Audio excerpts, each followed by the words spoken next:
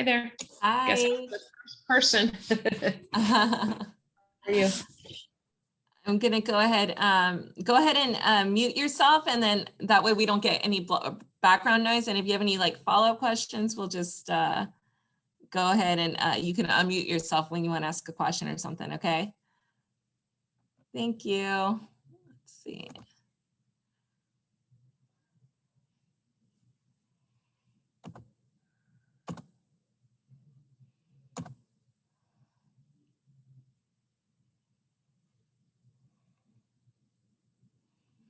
Hi, everyone.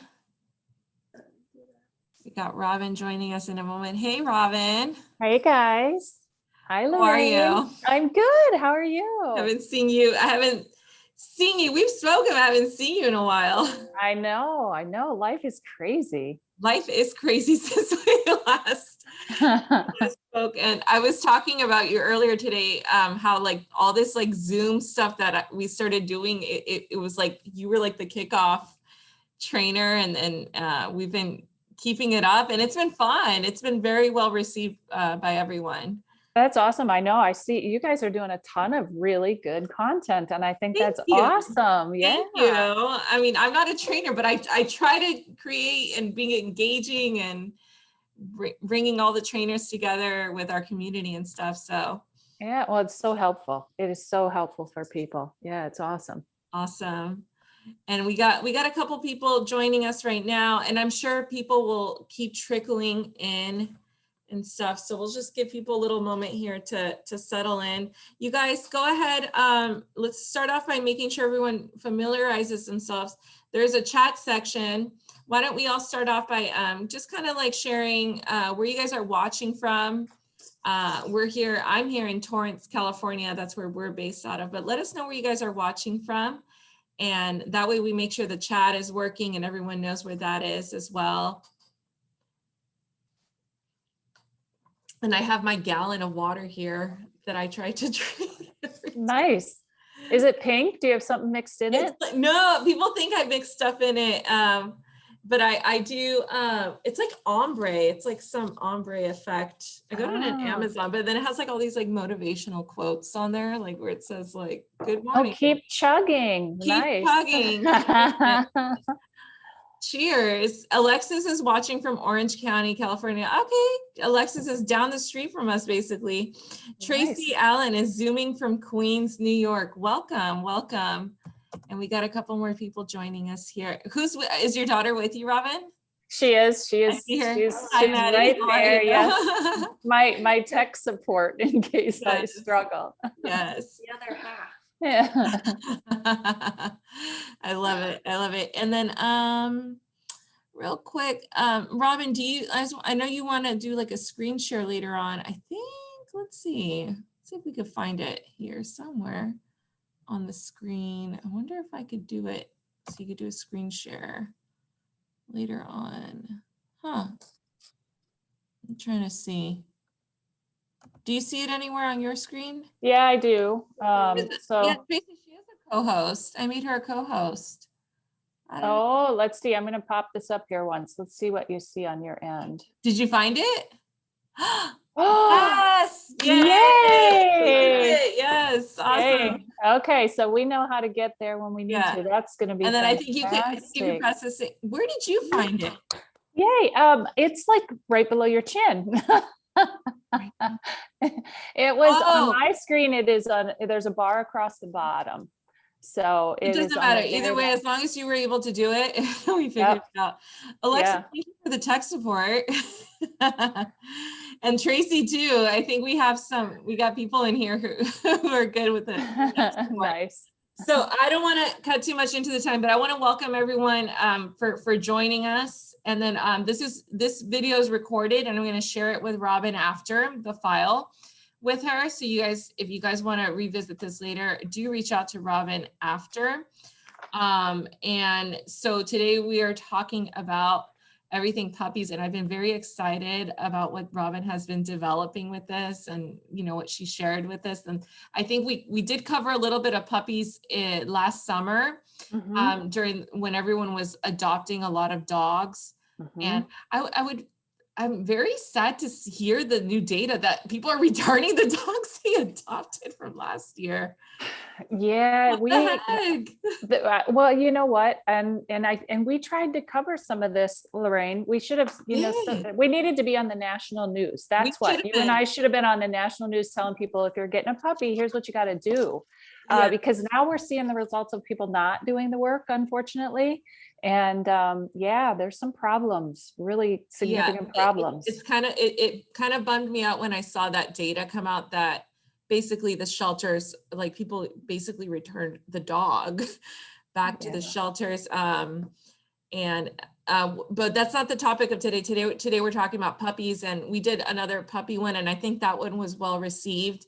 And I hope, this video is helpful for anyone in here. I know we got a lot of people joining us who recently have had a puppy or just are interested in this content, because I think at any point of your dog training journey, it's just good to know, because at any point you might want to acquire a puppy. Yes. And these are great tools for you guys to have. So I'm going to go ahead and mute myself. And if at any point someone has Robin knows our whole product line, but if anyone has a random specific question, I'll come back in, or you guys can also send me a message on here in the chat. But without further ado, I'm going to hand it over to Robin, and we'll get, and by the way, are we going to see a puppy today? No. Oh. I know. And no puppy today. Okay. Okay. Yeah. Sorry. All right. No worries. I'm at my house. I'm at home. So I just have the 2 adult dogs. I'm hoping there might be another puppy by this fall, but we'll see. Nice. Yeah. All right, you guys. Well, I'm going to hand it over to Robin, and she'll talk about what we're discussing today, how everything's going to be broken down, pretty much everything we had in the bullet points, but she has some information that she will be showing you guys, like we were testing out on the screen share. And she, like I mentioned, she has a whole program behind this. So there is much more to cover besides what we're doing here today. So without further ado, Robin. Okay, thank you. So what I want to be clear about when we're talking about puppies, and I think that this is a misnomer for a lot of people, because they think, well, puppy training, I have plenty of time. I just got him. And, if I don't get started until he's 6 months old or 7 months old, he's still a puppy. Technically, not really. So what I'm talking about actually right now is this time frame in a puppy's life prior to 16 weeks of age. And it is a very critical time. We call it the critical socialization phase for a dog. And the work goes way back. If anybody is a person that likes to do a lot of research, they can look back at work that was done in the 50s by 2 scientists called Scott and Fuller. And they were some of that did the early work on the developmental phases for puppies. So obviously what was discovered was that puppies mature very quickly. So in terms of not only how fast they grow physically with their body and what you see physically looking at them, we're talking about brain development and central nervous system development. So when we think about the fact that they're born and their eyes are closed and their ears are closed initially, their only sense that they can interpret the world or the world around them with is their tactile sense and their nose. So they can feel their mother close and they can smell the mother close, but they really don't hear anything and they don't see anything. So by the time they get to be 3 weeks of age, the ears are opening, the eyes are opening. So now they can take in visual information and they can take in auditory information. If we get a really good breeder, we have somebody that's understanding these things. And so those first couple of weeks with the puppy, they're handling them and they're helping acclimate them to make them less reactive to touch sensitivity later on in life. So that's going to be part of what a good breeder would do for you. Same thing when those ears and the eyes open up, they're going to be exposing the puppy maybe to different types of music. They're going to have visual stimuli. As the puppies get mobile, they're going to be, giving them opportunity to be on the grass or sand or pea gravel or walk around on different surface textures and get used to basically handling little tiny challenges, because what it is doing is making our puppies more pliable or adaptable to their environment. And that's going to help anybody out if you're working with a breeder, it's going to help you out when you're getting a puppy that has already had that experience prior to when you come into the picture. So then you get your puppy somewhere, hopefully not before 7 weeks of age, 49 days of age, not before then. And as a general rule, it depends on how and who's raising them, but as a general rule, probably before 9 weeks of age. So that's kind of the ideal time frame that you would probably want to bring a new puppy into your home, because at that point you can take over and start this bonding process with them and building a relationship with them.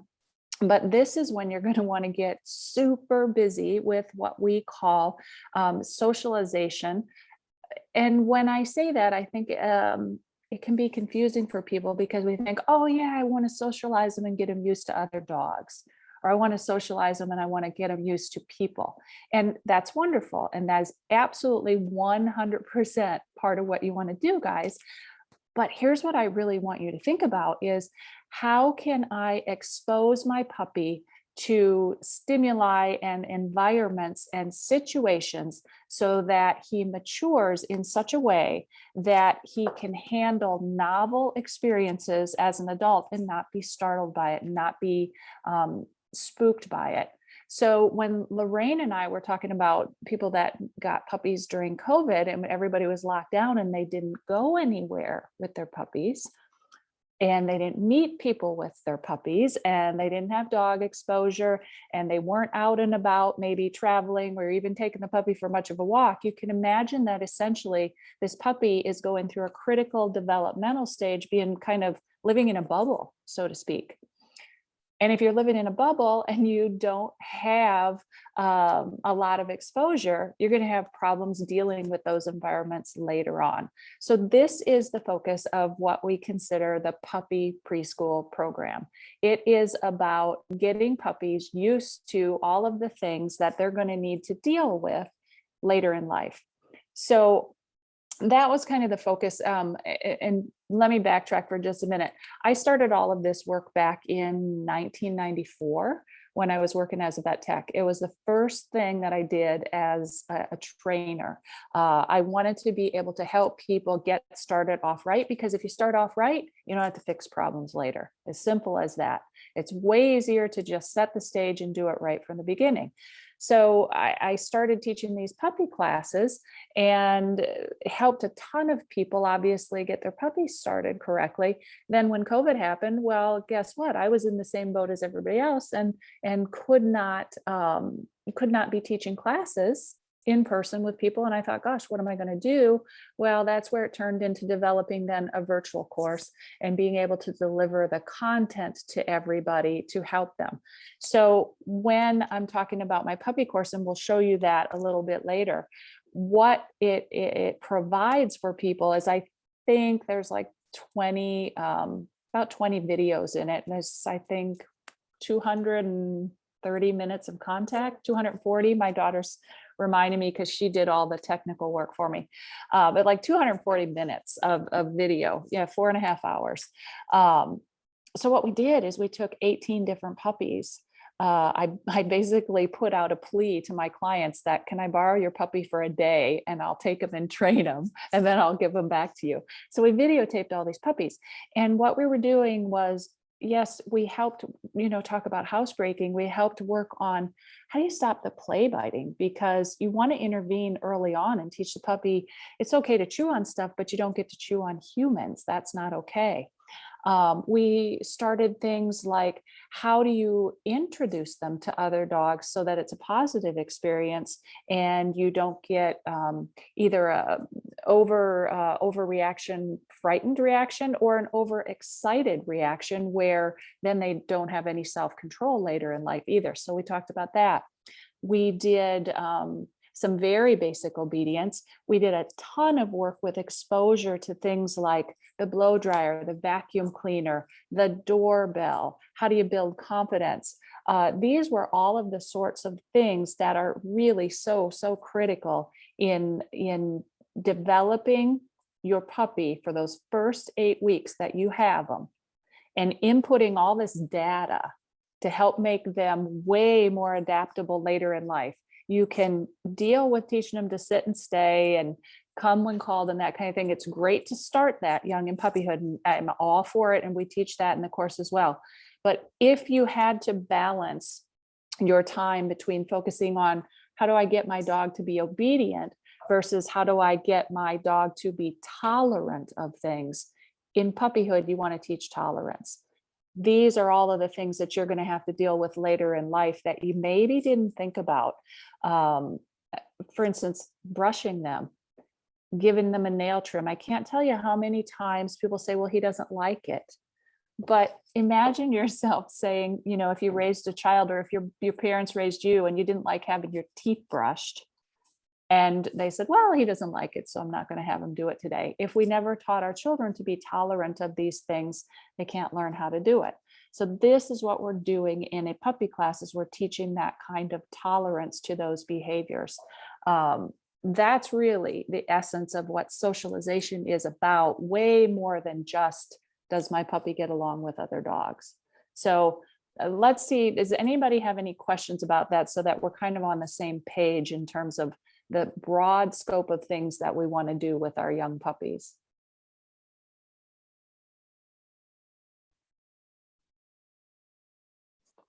Nope. You got any questions, Lorraine? Sorry, I had you guys, if you guys have any questions, ask them in the comments section there. And it's interesting when you talked about the socialization aspect, that it doesn't just mean, can my dog get along with is my dog ready to get along with other dogs? Yep. I'm always learning, which is why I enjoy watching these videos too, is because I understood that as socialization with other dogs. And tiny part of it. It really is only a tiny, because here's something too, with the classes that I do now that we're obviously back in person, we're also doing what we call a puppy social. So we have a group meeting once a week where the puppies can come and they can play with each other. And myself and my daughter referee, because some of them don't play very nicely. They're just playing, but it's really rough. So some puppies are going to interpret that as being bullied. If we weren't refereeing that and we were just letting them kind of free rein, that's going to cause long-term negative results for the puppies that are being bullied. And they're going to be shy and they're going to end up being reactive later in life. So yes, we want to teach them how to interact. And what that means is you don't have to like playing with other dogs. You don't have to like that. But you have to at least just be tolerant around other dogs, be neutral, so to speak. So that's one of the things we're trying to develop, is some neutrality. And I do have actually a question that it came up before, and I don't think the other trainer was able to get around to it. I think it was an interesting scenario. And it was, I think someone had a situation where they already had an established family dog, but now what's the safest way and the best way to introduce either a new dog or a puppy in this case to an existing dog? And I think in their case, they expressed that dog was probably kind of territorial. Yeah. And they were afraid for the puppy, but they were kind of like not sure what to do. And I'm sure a lot of people face this regardless if you're introducing, maybe you already have a dog and you're trying to bring in another dog to your household. But in this case, we have to be a little bit more careful, right? Because it's a smaller dog. So how would you recommend people go about bringing in that new dog?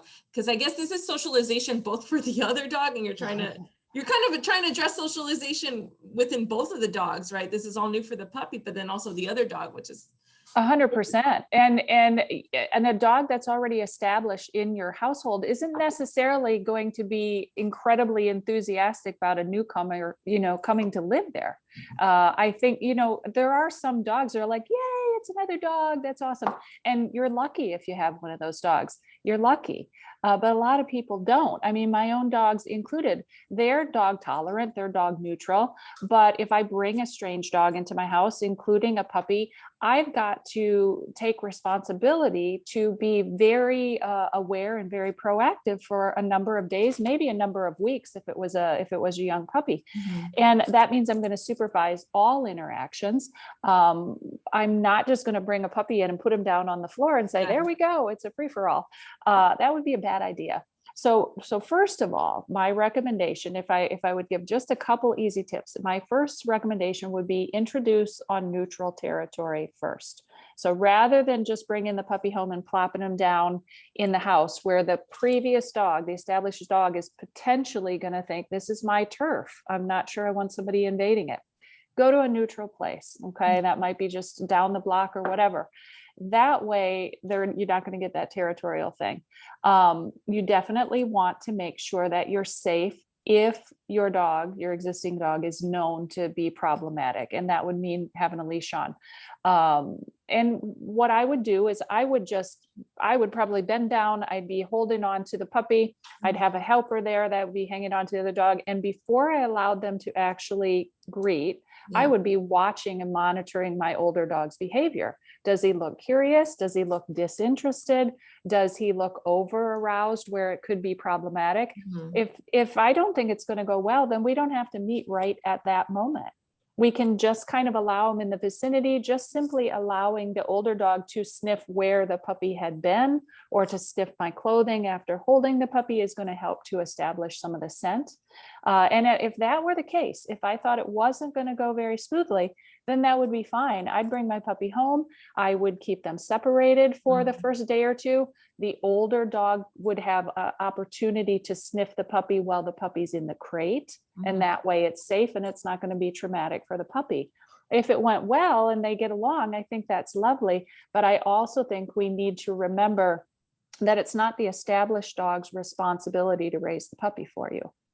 So giving them a little time together and that might be 10 minutes of supervised time where they can interact and they can play, but also making sure that the older dog has a safe space to retreat to so that he doesn't have to be pestered by a young puppy all the time.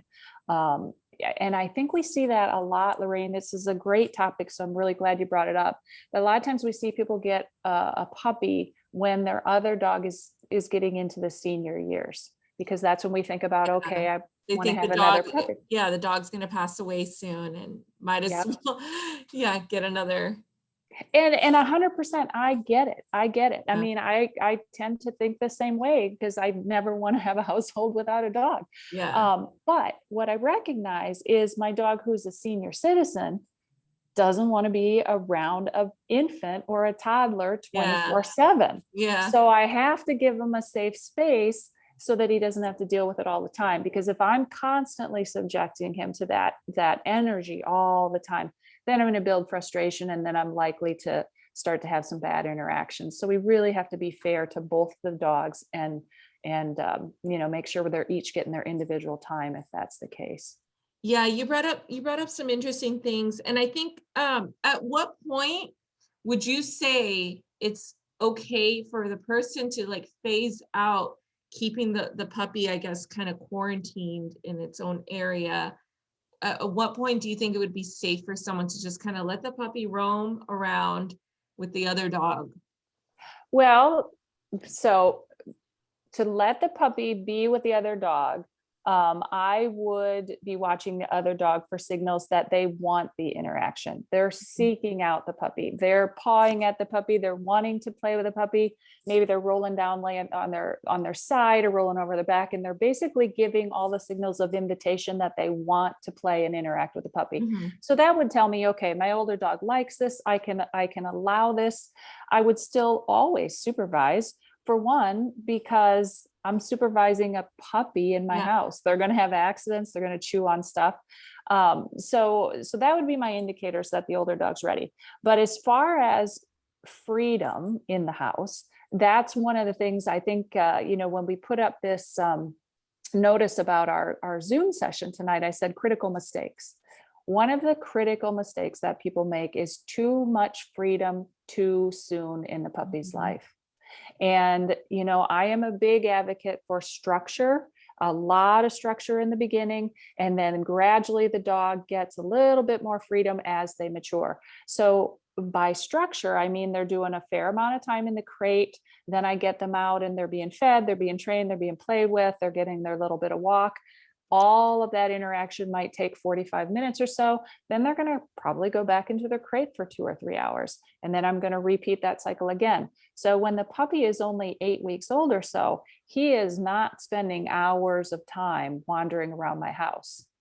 Because the reality is he needs really good quality sleep. At that age, a puppy needs about 18 to 20 hours of sleep a day. And if he's just laying on the floor and kind of crashes out for a little nap, just somebody walking through or things like that are going to wake him up, and it's interrupted sleep all the time. Yeah. When you have a puppy that's being interrupted like that all the time, what you get is behavior that we think is, people tend to think, well, he's just being naughty, but he's actually exhausted. And then he's he's chewing on everything. He's biting on you more. So you tend to get an escalation of those problems when the puppy's not getting enough sleep. So I really believe in a lot of structure, limiting freedom until the dog starts to mature. And then you add a little bit, as you go month by month until they're mature. Excellent. Yeah. And I got a comment. I think Corinne liked that question too, about the whole introduction of a dog, or just a puppy in this case, with a house that already has another dog established in there. So I think they like that question. You guys be sure to ask Robin your questions. I know you guys have puppies and stuff, so be sure to ask us your questions. Let us know what kind of puppies you guys have. That's what I was going to say. What do you guys got? Yeah, I know some of you guys have puppies at home, and if you already have a dog, let us know what kind of dog you have at home. And we'll kind of keep the conversation going there as well.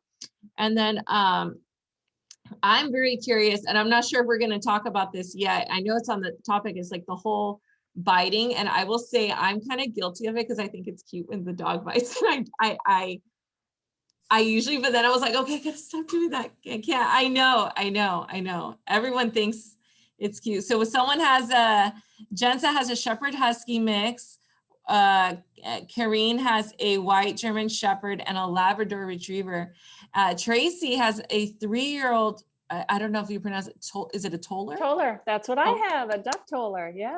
And she's picking up a 9.5-week-old Havanese next Tuesday. Nice. And then Sammy is asking if you have any tips or if there's differences for older puppies. I just picked up my first foster puppy who's 4 months old, who didn't have prior socialization. And then lastly, Mason has a Border Collie and an Australian Shepherd. Okay.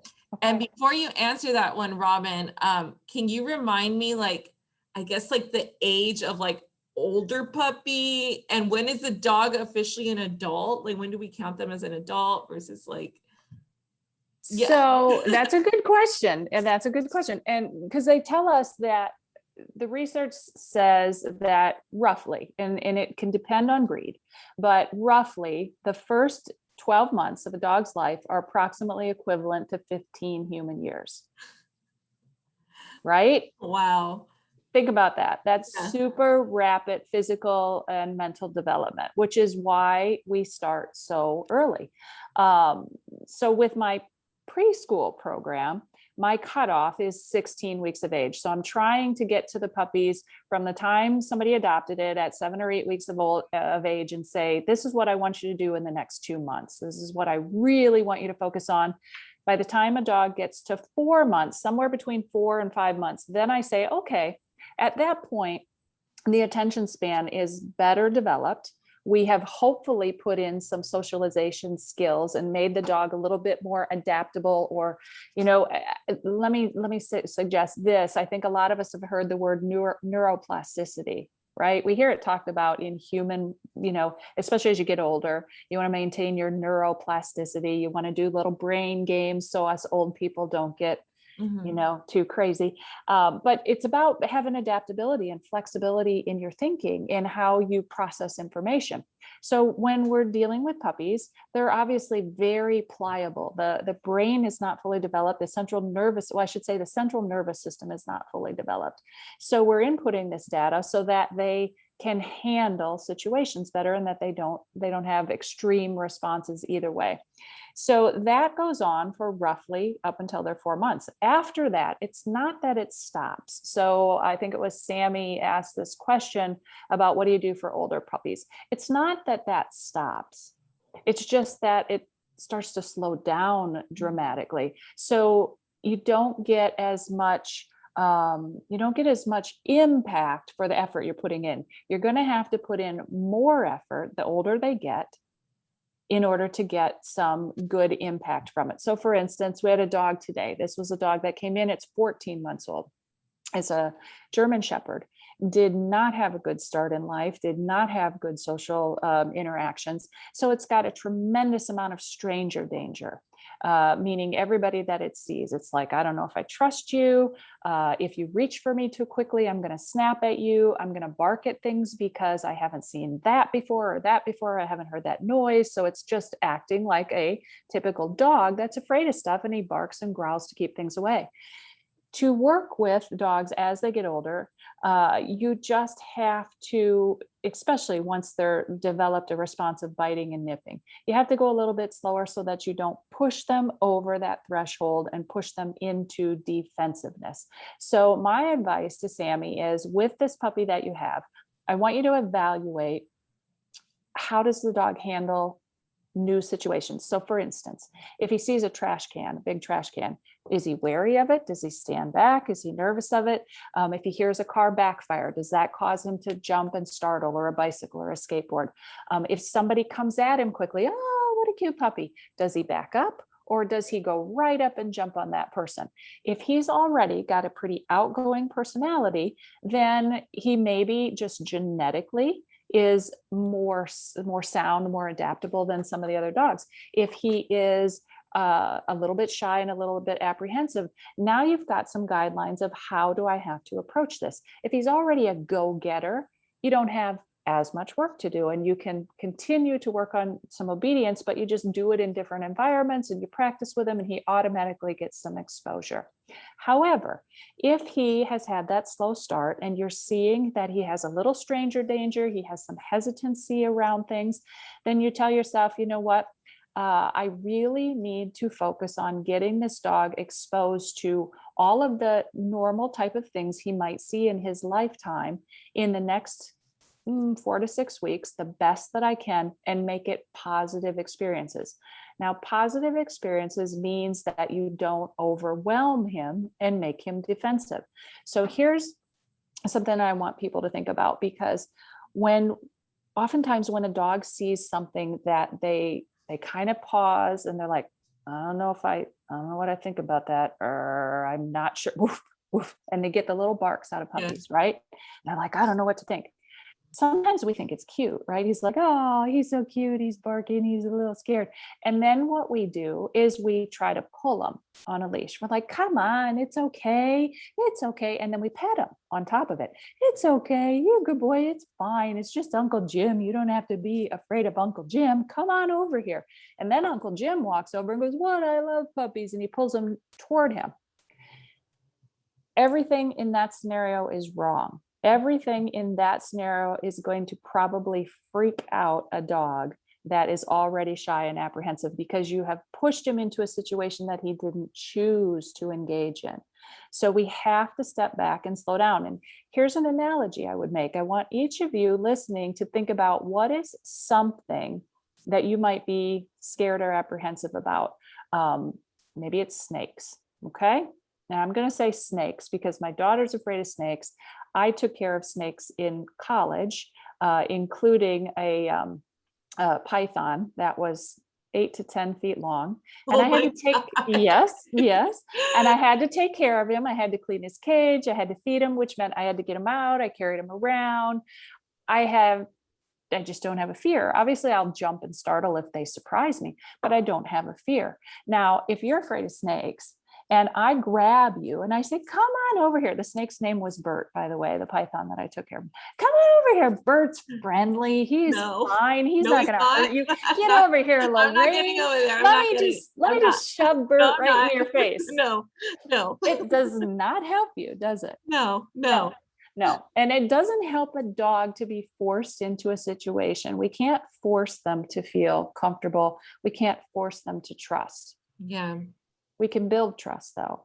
So if we let's take an inanimate object, because this is a common one. I see a lot of dogs that'll startle when they see like a big one of the big rolling type of trash cans, and they're like, whoa, whoa, what is that? I go up and I hang on to the very end of the leash so the dog can stay as far behind me as he wants to. I don't pull him. I don't talk to the dog. I don't look to the dog. I look at and talk to the trash can. And I let the trash can know, oh my gosh, you're such a nice trash can. Look at that, blah, blah, blah. And I make up nonsense and I just talk to it. As I stand there and I put all my focus and my attention on the trash can, guess what happens is that you see the puppy come creeping in from behind me. They tuck their nose up under me, and even an adult dog, they tuck their nose up underneath and they're like, oh my gosh, if you trust it, because I trust you and you trust it, maybe I'll sniff it. And sniffing and exploring via the nose is the key for helping dogs overcome most of the things that they are nervous about. So I just let him do that. I don't talk to him. I let him sniff it. And I watch the dog's body language. And I just continue on talking to the trash can or whatever, talk to Uncle Jim, whatever.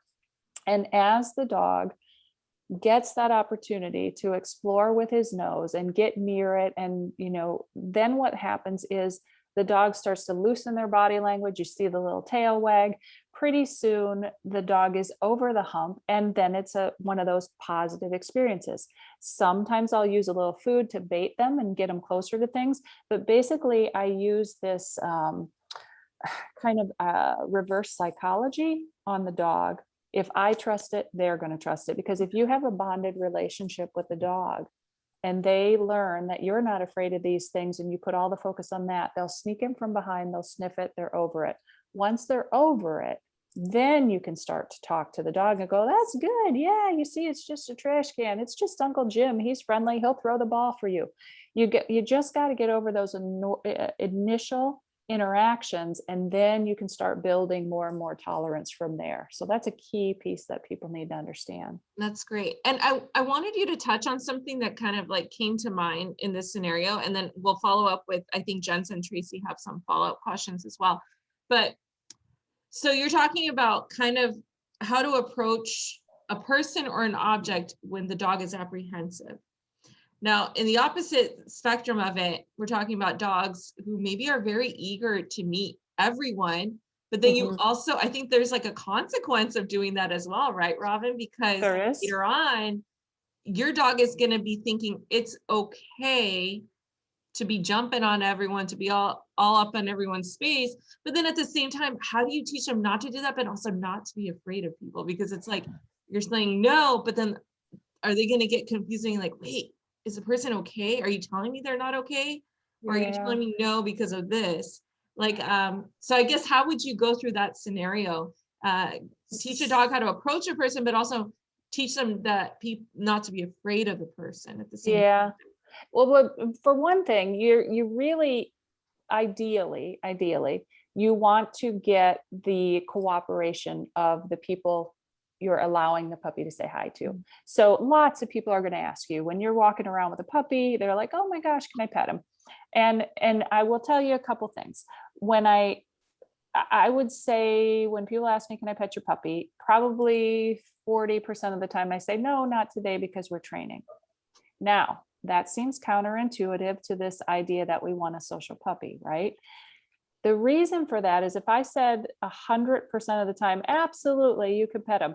I like my dog to be a bit more neutral. I don't want a dog that it goes crazy excited every single time they see a human, because they always think they're going to get attention. So I want my dog to develop a bit more neutral attitude around people, around other dogs. So I sometimes say no, or I'll sit on a bench at the park and I'll put my foot on the leash so the dog is kind of anchored and they have to behave, and I give them their little chew toy, and we just sit and we watch the world go by. That is some social skill for your dog as well. You're teaching them that you're not always the center of attention. But on those occasions where I say yes, then I'm going to elicit the cooperation of the person or the children that want to pet them. And I say, absolutely, I would love if you pet them. Here's a couple things we're going to do. I have some treats in my pocket. I'm going to give you a couple of them. You get to give them to my puppy on one condition. His forepaws have to stay on the ground. He doesn't have to sit. He doesn't have to do anything special. But if his forepaws, if any one of those forepaws comes off the ground, I want you to just take the treat and hold it. And we're going to be very patient and we're going to wait. And when he puts the paws back on the ground, you're going to give him the treat. So that is something that I like to teach them right away because, boy, puppies are smart. And you can play that game with your puppy at home right from the get-go. You know, you can take some of their breakfast or some of their dinner, hold some of it in your hand. They're jumping up to get it. Ignore them. Just don't say anything. Just wait. It's going to take a little bit of jumping. It might take 30 seconds, might take 10, might take 60. But eventually the puppy's like, well, this jumping isn't working. And they kind of sit like they're scratching their head. They're like, what's going on? As soon as they do that, you reach down and give them a piece of the kibble or give them a treat. And they're like, huh, interesting. And then they'll jump again and you repeat, and they'll jump again and you repeat. And it takes, most dogs catch on probably in about 10 repetitions. They're like, oh, if I keep 4 feet on the ground, she just keeps giving me food. She's a great Pez dispenser. So I want my dogs to think, man, Robin's an awesome Pez dispenser. The only thing I gotta do is keep 4 feet on the ground. And so if you teach humans that game, I think most people would love to cooperate in training your puppy. You just have to politely ask them to do it that way for you. Excellent. Excellent. And kind of moving on to the next question here, we have Jensa. How to distinguish between an older dog playing too rough between being aggressive towards puppies. I hear on off-leash walks, sometimes people say, my dog doesn't like puppies. What do you do in a situation like that? Well, and if the dog doesn't like puppies, if somebody tells you, well, my dog doesn't like puppies, then I think you got to be respectful of that. You don't want to put your puppy in a situation where he's going to get over corrected by an older dog. However, when we're allowing, there's a lot of value in allowing puppies to socialize with well-socialized adult dogs, because what a well-socialized adult dog is going to teach them is there's a line in the sand about behavior that's okay and behavior that's not okay. And every dog's a little different. So some adult dogs don't mind a lot of wrestling, a lot of play biting. The thing that I look for is it mutual? So if they're playing wild and rough, does the puppy keep coming back for more? Does the older dog keep coming back for more? If it's mutual, then I'm okay with that. However, if the puppy is jumping up, if they're mounting, if they're coming over the back and the older dog goes, get off of me, I don't stop that behavior. Okay. It's okay for the adult dog, and it's actually beneficial for an adult dog to tell your puppy, knock it off, you cross the line. And oftentimes you will see that as soon as the puppy's feet come up onto the back of the shoulders or at the face, a lot of times as long as the paws are on the ground and we're just kind of play biting, wrestling, everything's cool. But when those feet come up, a lot of times that's where you'll see an older dog go, ah. And I think the humans, we tend to panic. We think, oh my gosh, he's being aggressive. No, he's just telling the young puppy, you cross the line, you can't do that. And there's absolutely nothing wrong with that. So learning, and that's another thing that we talk about a little bit in our course, is understanding body language. What is good communication that is beneficial for your puppy to learn? And what kind of things do you want to, do you want to not allow? What things do you want to separate? So. Excellent. Sorry, I muted myself. My toller is reactive, made the mistake of not refereeing Playtime when he was a puppy. And the reactivity was born out of exactly what you described earlier. We have worked hard to train him with guidance of a behaviorist and a behavioral trainer, and he is making tremendous strides. We are planning to supervise each and every interaction and give each individual time. Do you have any other suggestions or tips? I think you have covered most of it, because I was going to say, I do think it's really important to make sure that they have their individual time. I think it's valuable to walk them. When you're going for a walk, there's something about a walk that is a cooperative effort with the pack or the group. We're moving, we're doing something. It's not about the dogs interacting with each other. It's about forward movement and basically following along with the owner. So I think as you teach your puppy to walk on a leash, which takes a little bit of time, just going for those walks as a group can be very helpful. So I think that's something that's important. Continuing to supervise, make sure that your toller, make sure that you're not forcing your toller to put up with more than what is necessary. The toller should have opportunity to have separate time from the puppy. I think those things are very important. I would watch any situations with food. I think it's worth stating that some dogs will share a food bowl, and that's great and that's lovely. Don't expect it, guys. I feed my dogs in the same room. They're about 3 or 4 feet apart, but one has his bowl, the other has his bowl. I supervise, they eat their food, I pick up the bowls. Don't expect them to share resources, okay? So that's super important. And by the same token, if let's say the older dog is chewing on a chew toy or something like that, and the puppy goes up to try to get it, if the older dog gives them a little lip and a little, don't do it, allow that to happen. That's okay. That's good communication, right? You're not going to let me come up and take your dinner plate in front of you or take something out of your hand either. That's rude behavior. If the older dog is continually taking things away from the puppy, you want to step in and stop that too. Don't let that older dog hoard everything, so you got to supervise that kind of stuff so that you're essentially communicating to both dogs. Ultimately, I'm the human, I make the decisions around here, and we're going to keep the peace. So I think you're absolutely on the right track, Tracy, and I think you've gotten some good advice so far. Excellent. You guys keep the questions going. I know we had some new people join in. You guys go ahead and ask your questions to Robin here. We're kind of basically at this point, it's like an open Q&A if you guys want to ask anything. Otherwise, I will keep asking questions too. Well, and something, and I'm happy to take a lot of questions, but one thing I did want to make sure that I mentioned tonight too is, because when we were talking about critical mistakes and I was talking about too much freedom, the other thing that I saw a ton of during the pandemic shutdown is people not crating their dogs, not doing crate training.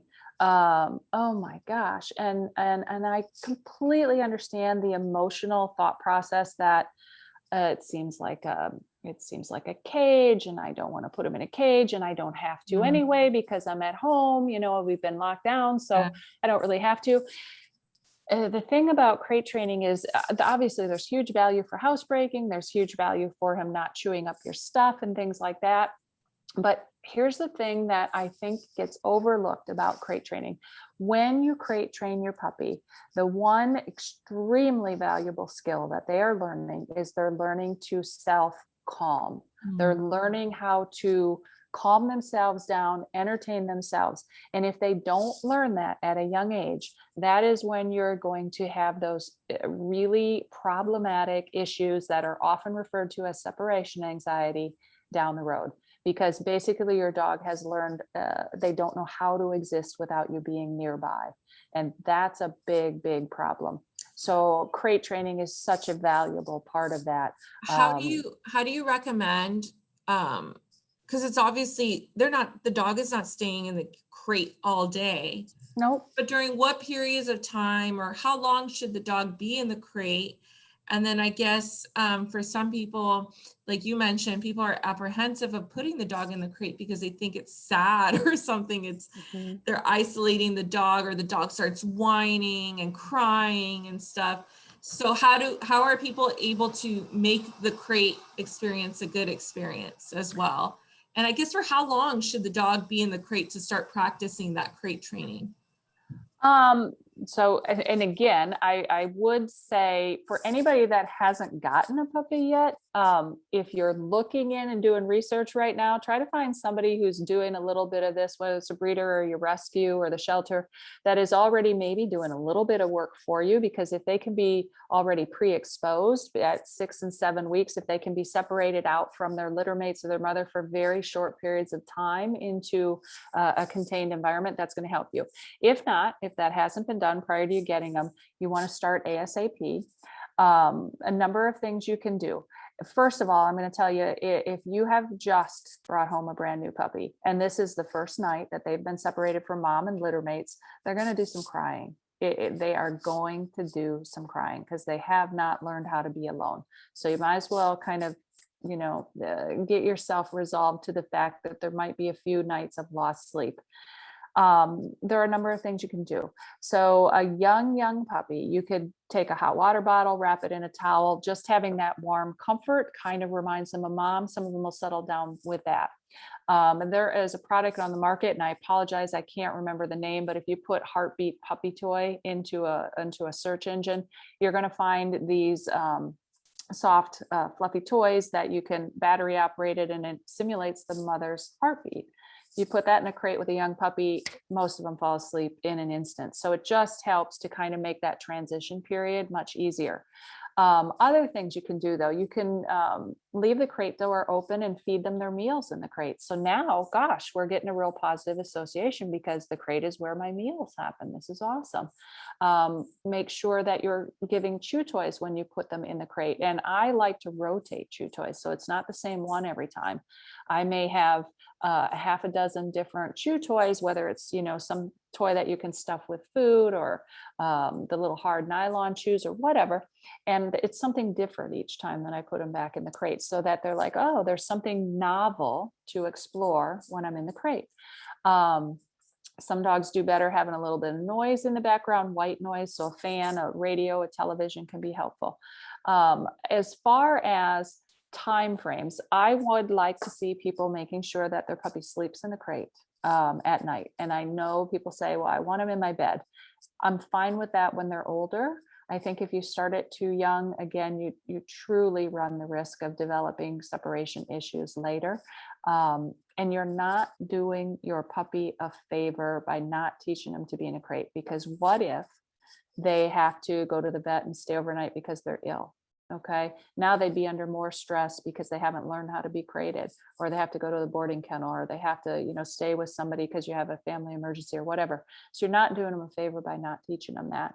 So sleeping in there overnight, when they're a brand new puppy, you're probably going to get up twice in the night to have to take them out. It is what it is.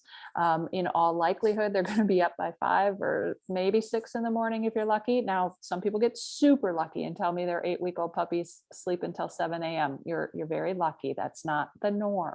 You're going to lose sleep when you get a puppy. But then you get up, you take them out, you potty them, you maybe play in the yard for 5-10 minutes, you give them breakfast, you take them out again because they got to go to the bathroom again. You spend a little more time playing, but basically the way I structure the day is I try to spend roughly 45 minutes of time engaging with the puppy. Now, if I'd have to get ready for work in the morning, part of that 45 minutes could be, I'm going to take you in the bathroom, close the door, I'm going to give you some toys while I brush my teeth, do my makeup, whatever. I might throw the ball a couple times while I'm doing that. That can be part of that 45-minute time frame. But then again, you potty the puppy again. Now we're going to go back into the crate for 2-3 hours. And then I'm fortunate because obviously I can take a puppy to work with me. When I take and raise my puppies, it's 2 to 3 hour time spans, and then out for 45 minutes, then another 2 to 3 hour time span, out for 45 minutes. And I do that rotation until I get to basically the end of my work day. At the end of my work day, feeding them dinner, I try to keep the puppy out and with me through the evening. So when I say with me, I literally attach a leash to their collar and I clip it to my belt. I'll use a little carabiner and I clip the dog to me so that he does not have opportunity to get into mischief. And I raise the puppy that way for the first 2 to 4 weeks. So now he's getting in the 10 to 12 week old range. And then I go to the baby gate system. So they're very gradually getting more and more freedom. So that's kind of the way that I do the crating. If you have to work, then you definitely would not, I would suggest you not go more than 4.5 hours crated before you get home and get them out. And, or if you're going to have a pet sitter come in or somebody come in, 4 to 4.5 hours with an 8-week-old dog. Okay. Yeah. That was very insightful, Robin. And I always wondered that too, like how long is too long and how little is too little. But I think that program would definitely get people's puppies used to the crate. And then obviously that becomes part of their training later on too. Like when you give them a place to place or go to, the dog is used to the crate and it's not like this whole new experience all over. Mason has a 8-month border collie that has developed resource guarding. Mhm. How do I get rid of this? That's a long, involved question. Let me tell you this, Mason. I'm just going to give you guys a short version of this. This is not the whole recipe. Okay. It's easier to prevent resource guarding than to fix it. Okay. However, at 8 months old, you can still fix this and resolve it. But what I want you guys to think about is resource guarding is for many, many dogs, a normal behavior. It's normal for humans. I mean, how many of you guys want somebody to come into your home and take your things, or reach into your car, or break into your car and take some things? Or how many of you would want somebody to walk by you in a restaurant and take something off your plate? Resource guarding is normal. Your dog, even though we think, well, why would he guard something from me? It's just sort of hardwired to resource guard. So again, we have to build trust. We have to build trust. The worst thing you can do is just go over and grab things from your dog.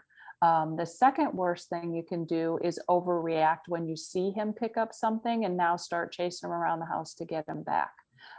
Those are going to draw attention to the fact that whatever the puppy had is obviously extremely valuable. So why would he want to give it up? So you got to play it cool. When your puppy goes to get something, one of the things that I like to do is I want to act like I'm really pleased with that. So for instance, let's say my puppy picked up a sock. I'm going to be like, oh, what do you got? Oh my gosh, that's such a good boy. You bring it here, blah, blah, blah, blah. That kind of thing. I don't want to go, oh, what do you got? You need to drop it and start chasing him. So I want to psych him out and let him think this is a cool thing that he picked up. I'm going to bend down rather than go toward him and encourage him to come to me.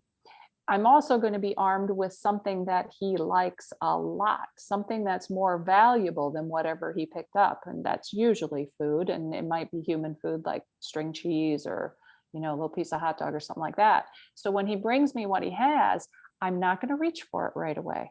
Don't reach for it right away. Love on the dog. And when you reach for the dog, go under the chin rather than over the top, because over the top is a more threatening gesture. This is friendlier. It doesn't look like you're trying to steal. Love him up, rub him on the neck, rub him on the chin. Good boy. Oh my gosh, you got a sock. So proud of you. Oh, look at what I've got. I've got a hot dog. Well, what's he have to do if he wants to eat the hot dog? He has to let go of the other thing. Good boy. That's awesome. Thank you so much. You put the sock away and you rinse and repeat and do that over and over when he picks up things so that he learns to relinquish. If it's something that is safe, in theory, what I would probably do if it was a sock is I'd throw it and say, go get it again. And I'd turn it into a toy. So he would learn not to resource guard it. He would learn to give it up very, very quickly. If he's resource guarding his food bowl, there's other things we can go through, but I don't have time to go through all of that.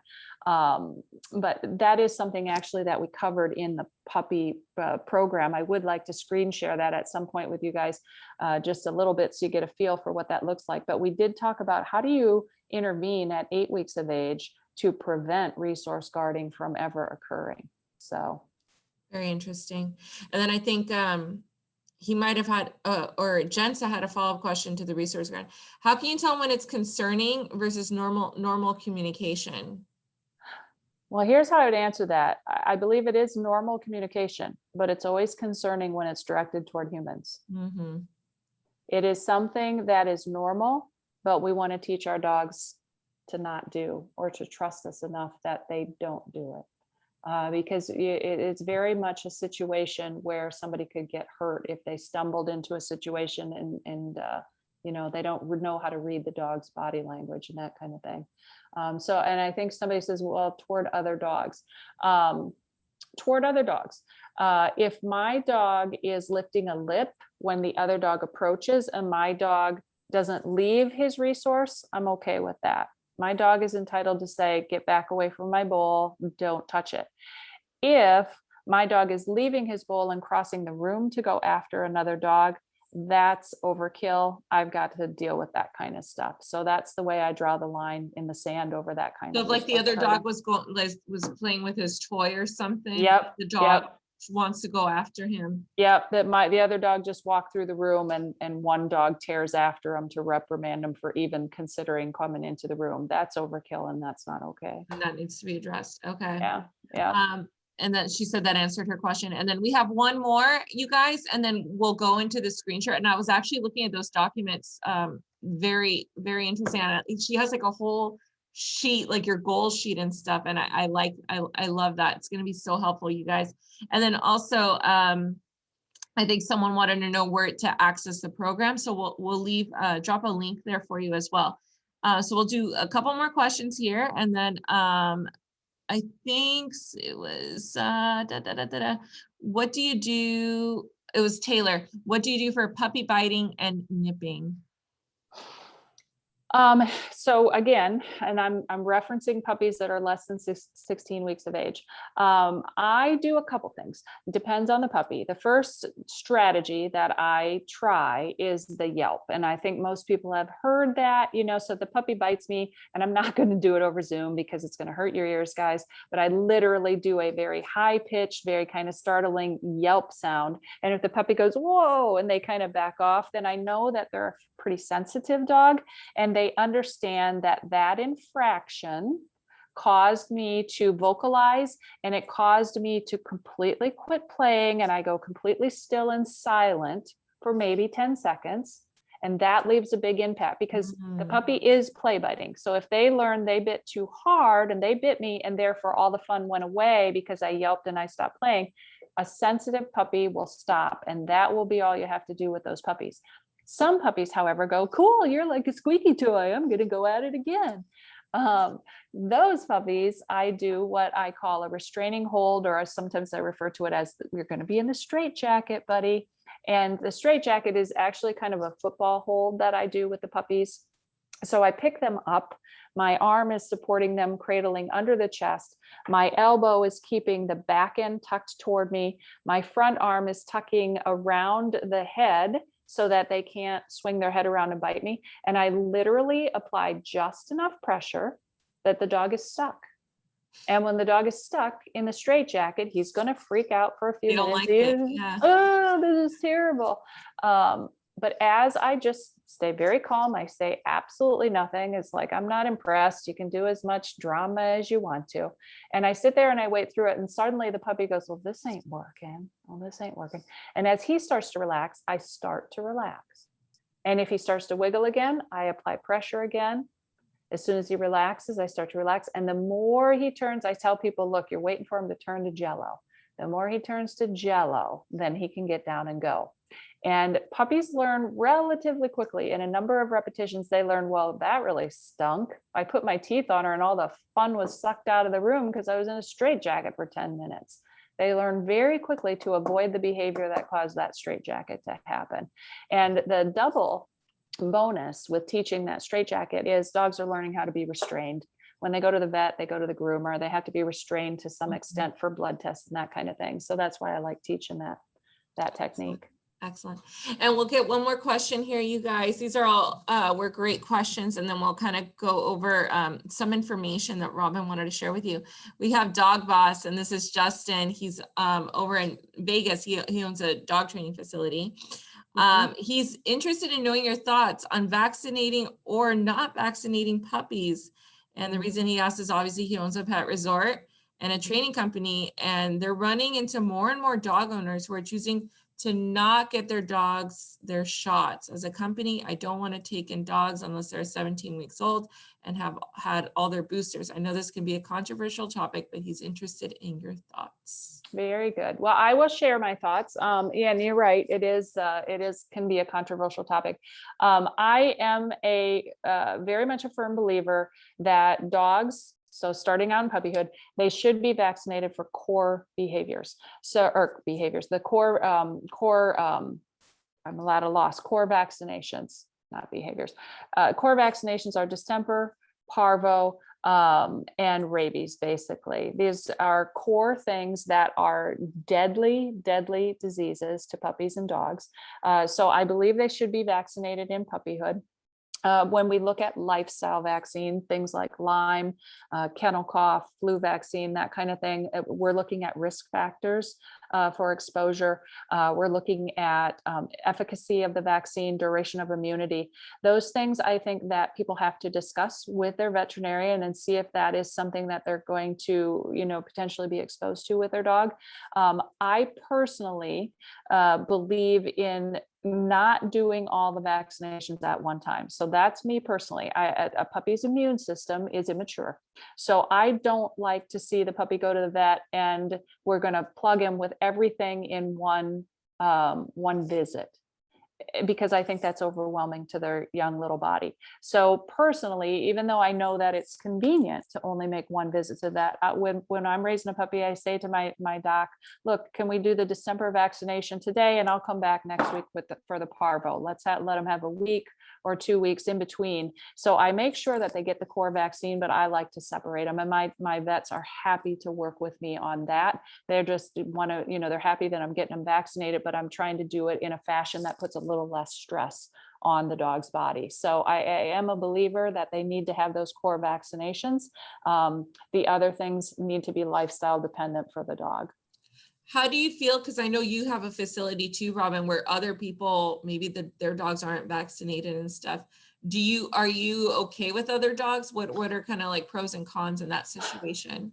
Well, every state is going to have their regulation. In Iowa, we are regulated by the Department of Agriculture. So we cannot have dogs overnight with us that do not have distemper, parvo, or rabies vaccination. If they have not been vaccinated and don't have proven immunity to those core diseases, then we can't have them technically in our facility.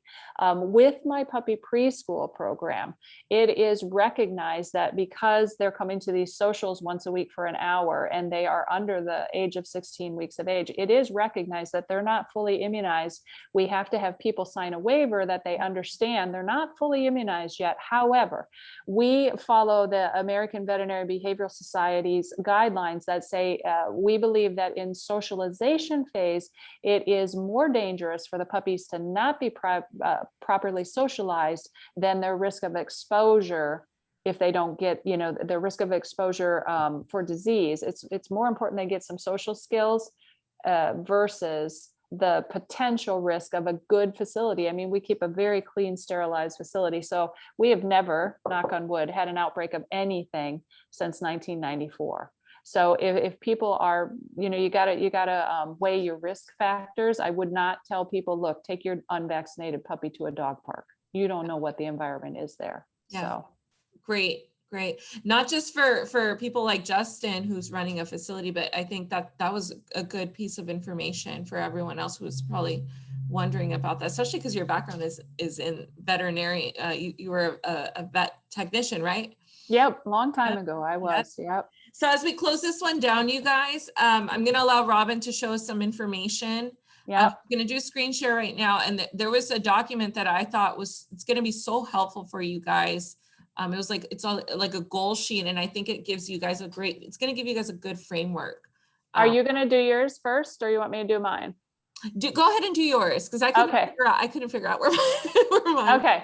So what I'm going to show you guys here is where our virtual content lives now. So if anybody is curious about the course that I've been talking about, and what you're seeing is my back, this is the admin side of it, but the URL is training.bbs Robin MacFarlane, and I got a crazy spelling of that last name. It's Mac, M-A-C, Far, F-A-R, Lane, L-A-N-E. So training.robinmacfarlane.com. And this is where the virtual content lives, which also, Lorraine, is where I have my e-collar videos. So you can see the Just Right videos are there. So when you get older, they can do the e-collar videos.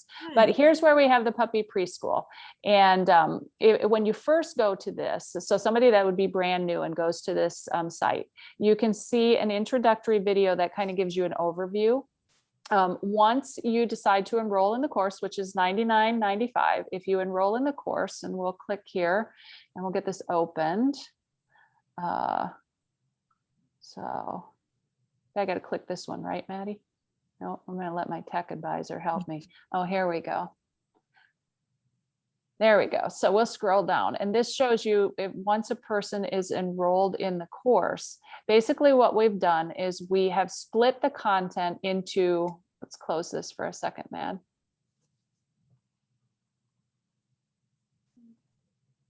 What's that? Oh, there you go. There we go. Okay, I need that to go away so I can see.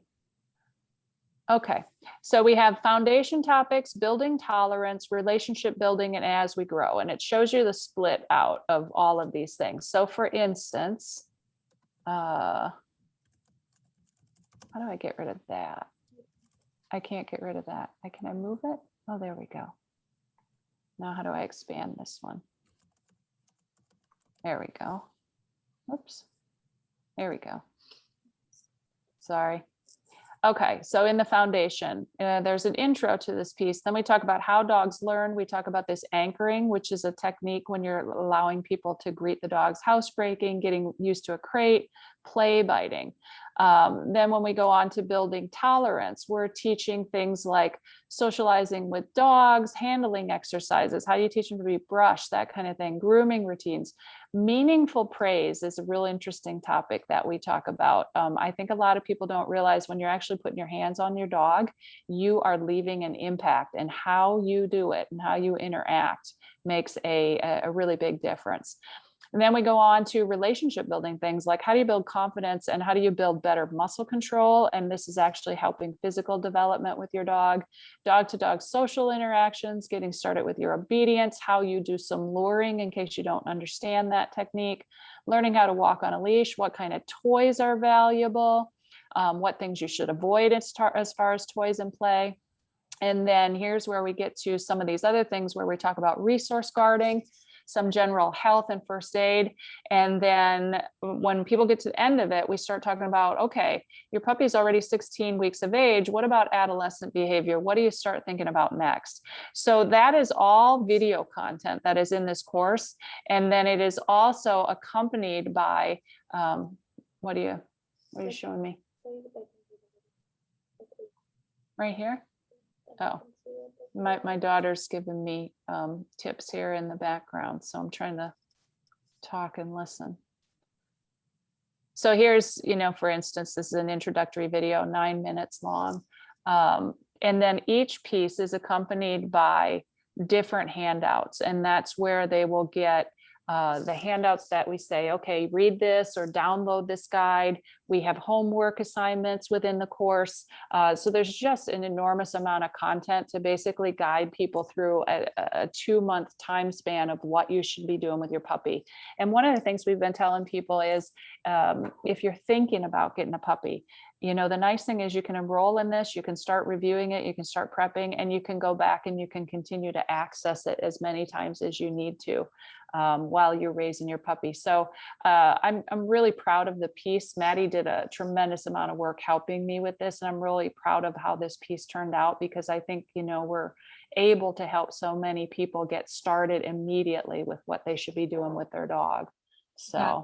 I think that it is priced so well that the amount of information, and I think the long-term effects, you guys, of not going through this process with your puppy, you're probably saving yourself money later down the road from having to address a lot of these issues if you guys don't kind of like have the framework right out the gate.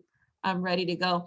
And I don't know if you wanted to show this one, but I thought it was an interesting, I think it was like the vision statement you had. Yeah, go ahead. I You can really pop like that up. pull that one up. If you can pull it up, because I couldn't figure out how to pull my stuff up on Oh here. boy, let's see. Do you know how to pull that up? I'll see if Maddie can Maddie pull can it up. find that. And let me give you the You guys, background of she that. just had, yeah, go ahead.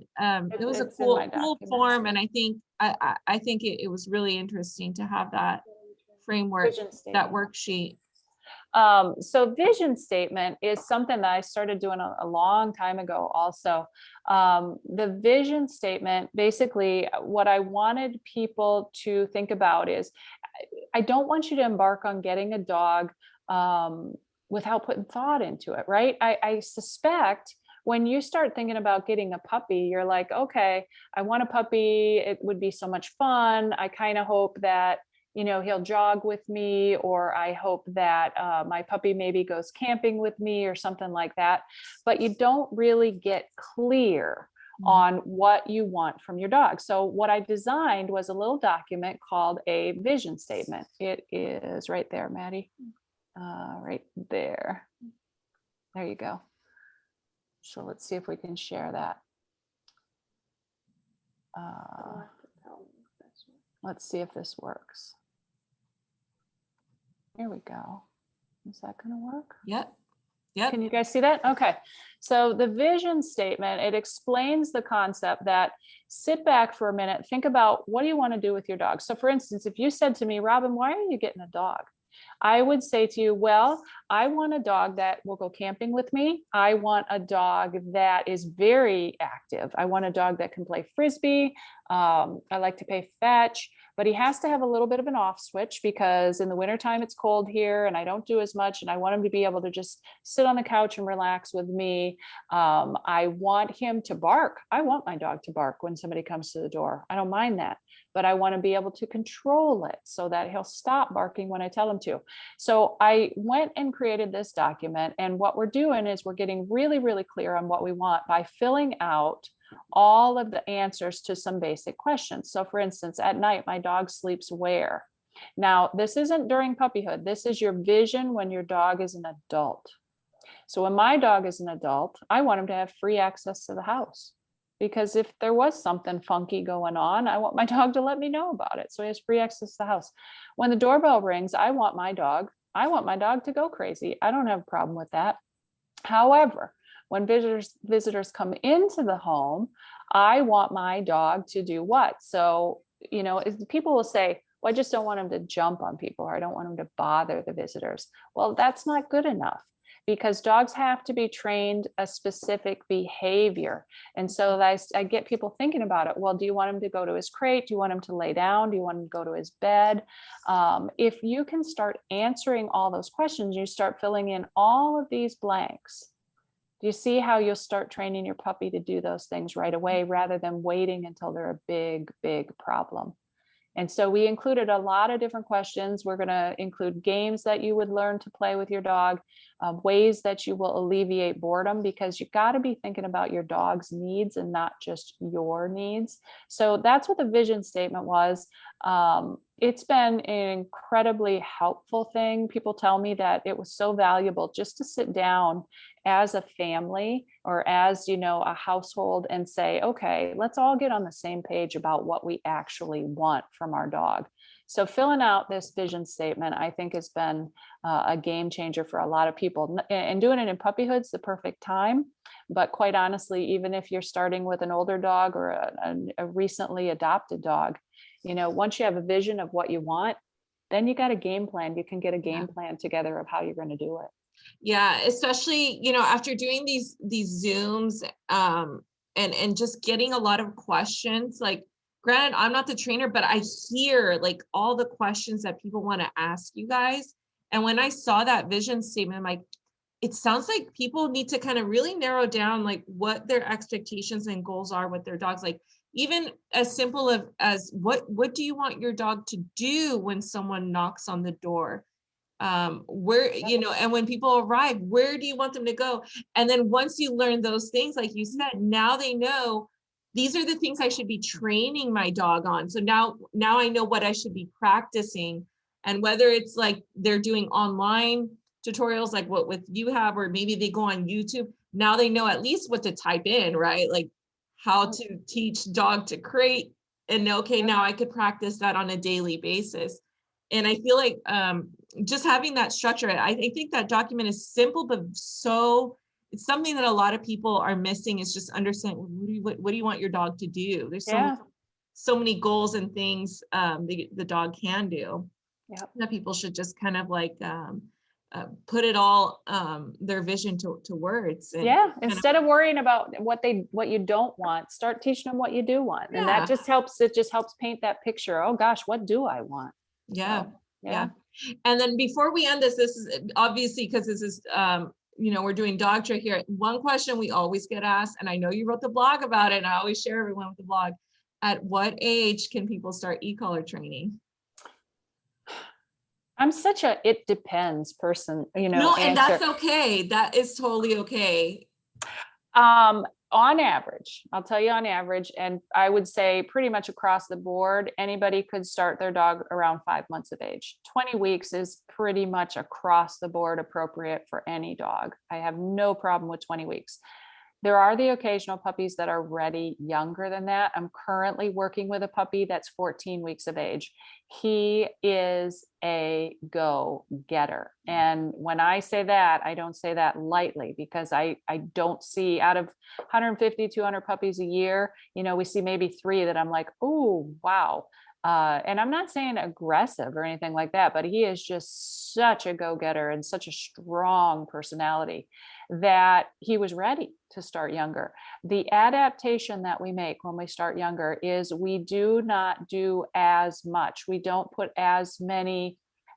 with sessions as long. We don't put as many expectations. We might only teach 1 or 2 expectations in a training session. And then I say to people, look, you're going to work on this for 2 weeks rather than just a week interval before our next lesson. So you can start younger as long as you really know how to do it and you're doing proper association building with the collar. But as a general rule, 20 weeks is very safe. There it is, you guys. I know I just had to make sure we cover that, but I'm like, read the blog. Read the blog. Let me tell you something. On our back end, I go on Google and stuff. Everyone is always going back to those blogs that you wrote, Robin. Those blogs are like golden. And I know you see me repost them in the yellow cards and stuff, and everyone saves them, and I see them sending them to other people, and I love it. Those blogs have been definitely evergreen content for us, and it's something you did once, but it's that the content behind it. And you guys, there's a bunch of blogs that Robin did for us, and they're all on our website. She covers everything from what we talked about right now, about how young is too young, how to use the e-collar and things like that. So be sure to check those blogs out. They're really, it's such a great resource, and it's free, you guys. She wrote them, and they've been such a great tool. And I do encourage you guys to take up the class. If I had a puppy, I would probably take your class too. And this is amazing. You guys reach out to Robin. I know you guys probably might follow That's My Dog, but go to Your Dog's Hero to follow all of this content around the puppy training courses and all that. And I put the training.robinmacfarlane.com. That is where you guys will find the class. Anything, any closing statement here, Robin? No, just, oh my gosh, if you guys got a puppy, just enjoy it. I mean, it goes so fast. Just get out and enjoy all these different, opportunities it's so much fun to expose your puppy to new stuff and to just play and have fun with that exploration, lots of pictures, because my gosh, they grow so fast. Absolutely, you guys. All right, everyone. Well, Robin, first of all, thank you so much for doing this, and I'm sure we will plan another one, like another part 2 for later on in the year and stuff. And definitely excited that you came out with this. I know we always get followed up questions like, when is she coming back? Oh my gosh, and a lot of our audience loves you. Yeah, Tracy Allen, part 2 would be awesome. Yes, you guys. Thanks so much. You guys do support Robin and follow all her pages and her content and stuff. It's great. And thank you guys all for participating in this video today. And Send me any follow-up questions, DM us if you have product questions, but of course, Robin knows our product. She's been here before I was, so. Since 2002. Yeah, so she's been here yes. before me, but if you guys have any questions, any customer service, anything, do DM us, but of course, reach out to Robin, you guys, if you have any dog training questions. Beyond puppies, I recommend you guys share this with all your friends or anyone else who is interested in this sort of training. Once this video renders and everything, I'm gonna send Robin the file. You wanna reach out to her to have this file, I'm gonna send this over to her and you guys could Awesome. reach out to her directly. Okay, you guys? Okay. Thanks, everyone. Have a great rest of your Bye, evening. guys. Bye now. Bye, everyone. Thank you. Thanks, Robin.